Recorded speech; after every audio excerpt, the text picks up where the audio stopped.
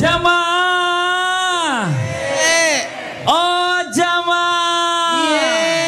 Alhamdulillah. Mana tepuk tangannya dari Wonosobo, Jawa Tengah. Makasih banyak udah mampir ke studio jamaah Islam itu yang ada di rumah yang dirahmati Allah. Masih di tema kita pagi hari ini yang luar biasa. Apa sih temanya? Tenang. Allah sudah menyiapkan yang terbaik kok. Alhamdulillah. Dan sebelum kita lanjut, kita lihat lagi sebuah video tayangan tentang tega aniaya anak. Ketidaksiapan pasutri jadi orang tua. Nauzubillah summa nauzubillah. Ini di tayangannya. Seorang bapak membanting anak kandungnya di tengah permukiman padat penduduk di Penjaringan, Jakarta Utara pada 12 Desember lalu. Bocah berusia 10 tahun itu mengalami luka serius di bagian kepala dan akhirnya meninggal dunia di rumah sakit. Kasus ini bisa menjadi pembuka ribuan kasus serupa yang terjadi di tanah air. Nauzubillah summa nauzubillah. Ustaz Syam sini Ustaz Syam. Nah ini ya. Kita lihat kenapa alasan Allah banyak mungkin pasangan yang sudah menikah sekian tahun belum dikasih keturunan. Walaupun ikhtiarnya udah kemana-mana. Tapi belum juga dikasih keturunan. Nah sebenarnya apa sih yang Allah kasih atau mungkin yang siapkan untuk kita? Kenapa udah ikhtiar mencoba mempunyai keturunan masih juga belum diberi keturunan Ustaz Syam? Apakah alasannya mungkin seperti tadi yang kita saksikan sama-sama? Mohon izin penjelasannya. Tepuk tangan buat guru kita Ustaz Syam. Fadhil Ustaz Syam. Baik, tabi guru kami Muhammad Ustaz Maulana Mas Fadli serta guru-guru kami yang dimuliakan Allah Subhanahu wa taala. Al-Qur'an surah Luqman ayat 12. أعوذ بالله من الشيطان الرجيم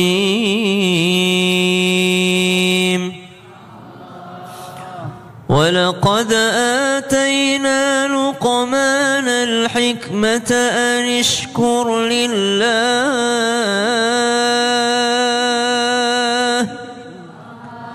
ومن يشكر فإنما يشكر لنفسه ومن كفر فإن الله غني حميد.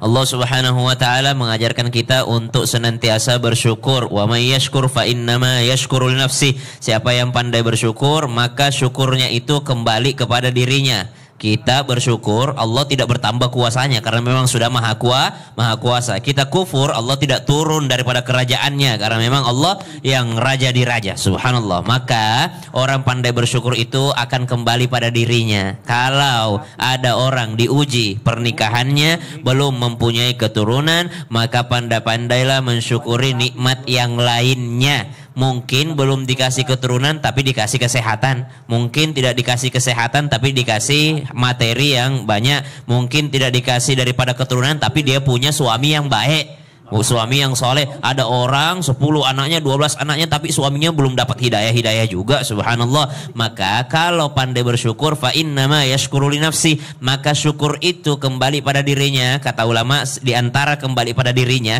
hatinya akan senantiasa bahagia. Dengan segala kekurangannya dia tetap bahagia. Kenapa? Karena dihiasi dengan rasa syukur. Kalau bicara masalah keturunan, wa yahabu liman yasha'u aqima, dia Allah Subhanahu wa taala yang berkuasa membuat sebuah pasangan punya anak laki-laki. Dialah Allah Subhanahu wa taala yang berkuasa membuat sebuah pasangan punya anak perempuan. Atau dialah Allah Subhanahu wa taala yang berkuasa membuat sebuah pasangan punya anak laki, punya anak perempuan. Dialah Allah yang berkuasa juga membuat sebuah pernikahan tidak punya keturunan sama sekali. Jangankan manusia biasa, ada Nabi Allah yang diuji sampai 80 tahun tidak punya keturunan. Nabi Zakaria alaihissalam, kemudian ada Nabi Ibrahim alaihissalam. Mereka semua mendapatkan ujian, belum mendapatkan keturunan, tapi pada akhirnya mereka tidak berputus asa daripada memohon rahmatnya Allah Subhanahu wa ta'ala. Kadangkala lebih gampang mengingat Allah ketika diuji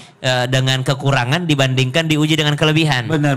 Orang yang punya banyak anak kadangkala lupa mensyukuri anak itu. Benar banget. Tapi waktu diuji tidak punya anak, setiap hari dia berdoa sama Allah. Nah, jadi jangan pernah protes. Kenapa kok Allah mungkin belum kasih kita keturunan? Mungkin kitanya belum siap. Betul. Ya memang gitu kuasa ya? Allah sudah. Iya. Ya. Jadi Allah akan memberikan kepada kita tuh nanti pada saat waktunya kita siap mungkin insya Allah ya. Siap. Jadi kita harus berbesar diri ya. Baik, terima kasih banyak Ustaz Syam. Berbesar hati maksudnya. Tepuk tangan buat Ustaz Syam. Masya Allah. Oke, sekarang kita lanjut lagi. Waktu kita memberikan kesempatan buat jamaah untuk curhat sama guru-guru kita. Karena kita masuk di segmen curhat dong Ustadz. Iya, kami curhat. Masya Allah. Tangan dong ya Allah. Yuk yang mau curhat angkat tangan silakan. Ayo. Yang sini dulu nah gini, yang di atas ini. Ibu boleh turun Bu? Boleh ya, mohon izin ya. Sini Bu, boleh ke tengah, maaf. Maaf Habib, boleh geser sedikit silakan. Ibu perkenalkan dirinya. Assalamualaikum warahmatullahi wabarakatuh. Waalaikumsalam warahmatullahi wabarakatuh. Nama saya Siti Umazidah dari PAC Muslimat Wonosobo. Tepuk tangan dong buat Ibu Siti. Pimpinan anak cabang Muslimat Wonosobo. Woi, Masya Allah. Mau curhat apa Ibu? Mau curhat di luar tema boleh? Gak apa-apa. Boleh. Masalah sholat Ustaz. Masalah sholat. Pas banget Iya. Kenapa Ibu? Kalau kita sholat jamaah ya, duhur atau asar, tapi imamnya itu baru 3 rakaat udah sujud. Mungkin dia enggak. Udah sujud apa udah salam Bu? Udah salam. Iya kalau sujud mah pasti sujud tiap rakaat Bu. Iya. Udah salam. Udah salam maksudnya Ya. iya. Kan masih kurang 1. Tapi ya nggak tahu kalau nggak dengar atau sudah yang bapak-bapak udah subhanallah atau belum mendengar gitu. Oh, terus itu dengar. yang 1 rakaat kita ikut salam atau ngodoni 1 rakaat lagi. Atau naik lagi sendiri Ya, gitu ya. ya. Ya kadang-kadang kita kan jamaah. Kalau jamaah itu ngikutin kalau imam jamaah. gitu ya. Kalau Coba jamaah. dari Ustadz Maulana dulu silakan. Sebelumnya saya mau nanya dulu Ibu, imamnya usianya berapa? Ya, Enggak terlalu kakek sekali.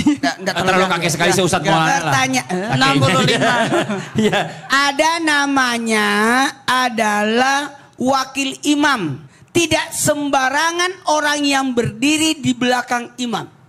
Tugas orang yang di belakang imam, selain tugasnya sebagai makmum, tapi dia harus bertugas untuk mengingatkan imam dengan kalimat subhanallah. Subhanallah.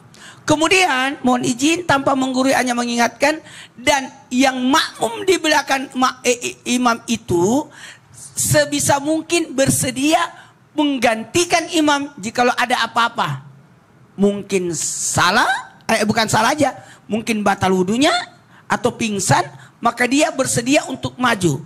Makanya dalam posisi salat berjamaah itu sangat banyak kemuliaannya karena dikerjakan bersama-sama. Nah, dari sini siapa yang mau disalahkan? Jangan ada saling menyalahkan.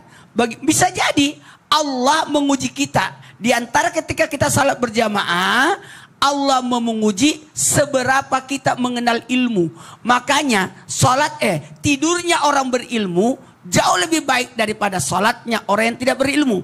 Karena tidurnya pun dia pakai ilmu. Sementara orang yang tidak pakai ilmu, salatnya aja tidak pakai ilmu. Sehingga bisa terjadi kekeliruan.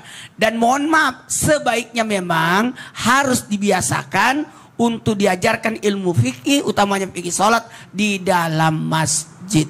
Supaya tidak terjadi kesalahan. Masya Allah, terima kasih Ustadz Maulana. Nah mungkin dari guru kita Habib Muhammad ada penjelasan sendiri buat fikihnya Habib. Baik, apabila imam misalnya sholat zuhur yang ibu bilang tadi 4 rakaat. Ketika imam baru sampai 3 rakaat, kemudian imam mengucapkan salam. Tugas makmum bagaimana? Tugas makmum mengingatkan. Bagaimana cara mengingatkan? Ini imamnya laki-laki kan? Bagaimana? Jadi makmum laki-lakinya mengucapkan subhanallah. Tapi subhanallah tidak boleh niat mengingatkan.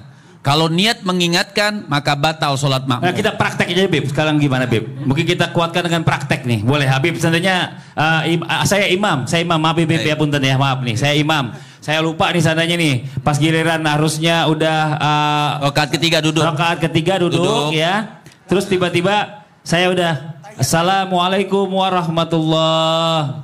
Habib ngingetin nih Bib di belakang. Ya subhanallah. Mesti kan berdiri. Nah, subhanallah. Misalnya sebenarnya bukan sebelum salam, waktu dia tahiyat. Karena kan nggak mungkin dia mengucapkan salam kalau nggak tahiyat dulu. Oh benar. Jadi dia tahiyat subhanallah. Dia tidak bangun juga. Bagaimana tugas makmum? Tugas makmum yang berkeyakinan imam itu adalah kurang satu, maka makmum wajib berdiri, tidak boleh ikut imam. Apabila makmum mengikuti imam tetap duduk dan mengikuti salam, maka hukum makmum batal. Oh. Itu. Kalau imam bagaimana? Oh enggak, imam misal berkeyakinan, misal imam berkeyakinan enggak, saya sudah 4 rakaat, itu serahkan sama imam. Tapi kalau makmum kan enggak 1 orang. Misalkan ada 3 atau 4 orang, semua berkeyakinan si imam itu kurang 1, bagaimana hukumnya makmum? Makmum tetap berdiri, meneruskan sholatnya, menyempurnakan sampai 4 rakaat. Tidak boleh mengikuti imam. Kalau dia tetap mengikuti imam, maka sholat si makmum batal. Oh, jadi kalau seandainya ini, maaf Bib ya, jadi seandainya kita jadi makmum ternyata imamnya salah, kita ini seolah keluar dari berjamaah gitu. Ya, jadi mufarakah. Ada niatnya, niat mufarakah, saya memisahkan diri daripada imam. Jadi kita sholat sendiri-sendiri semuanya. Jadi sholat sendiri, ibu meneruskan, menyempurnakan 4 rakaat. Kalau imam tetap dia berkeyakinan enggak, saya enggak kurang berkeyakinan, itu serahkan sama imam. Tidak masalah, boleh saja dengan keyakinan imamnya. Tapi makmum dengan keyakinan juga kurang 1 rakaat, maka si makmum berdiri meneruskan imam dan tidak perlu ditambahkan sujud sahwi. Seperti itu. Karena bukan yang lupa si makmum, yang lupa adalah imam, seperti itu. Jadi ibu, masya Allah ini jadi bagus apa yang disampaikan oleh ibu dengan pertanyaan tersebut tentang sholat, supaya sholat kita lebih yakin. Nah, jamaah, tadi sudah kita dengar. Sebelum kita teruskan atau kita lanjutkan pengajian kita, ini ada informasi yang bagus, yang penting daripada Mas Fadli dan Ustadz Maulana. Silahkan.